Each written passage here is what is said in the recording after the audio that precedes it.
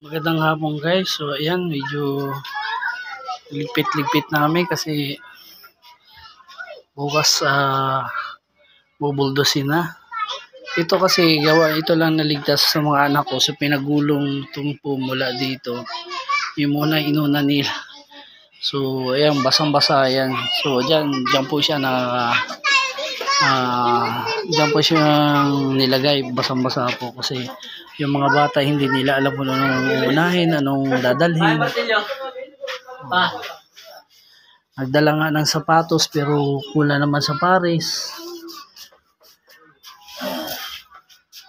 So ayan, so laban lang. Pabali na lang po ang bata mo. Pabali na lang yung bata mo.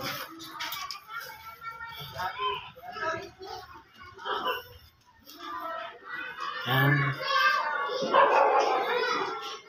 God bless at maraming salamat. Laban lang. Dito nagsimula yung apoy sa 3rd floor.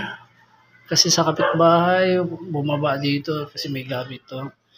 Tapos ito yung kwarto. Yan, nasunog na yan. Tapos yung baba, hindi gaano, pero yung mga damit nito tumutulo na dito. Pero nag-aapoy na po yan dito sa baba. Puti na agapan ng bumbero. Binasato lahat. Yan, binasato.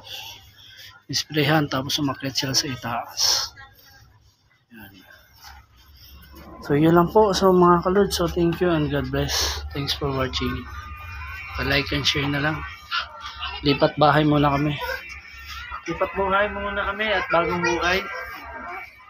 Pansamantala muna kami itira.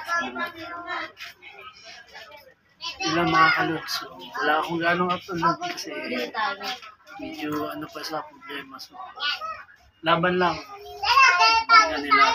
At may buhay tayo. Okay? Thank you. God bless. At buti na lang wala saktan sa anak ko. Thank you. Miss Hi and Miss Joy. So baka sa Monday na ako papasok. Kasi nandito na yung bulldozer na malapit sa amin, no.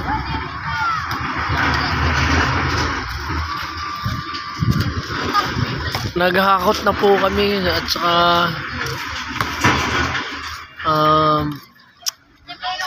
bahala ng bulldozer magsira ng bahay ko. Ayan po, oh. Malapit na, sunod na sa amin. Kaya nagliligpit na kami ng mga gamit. Yung ibang gamit, lilipat na namin kanila Alvin. Subscribe. Thank you guys. Thank you.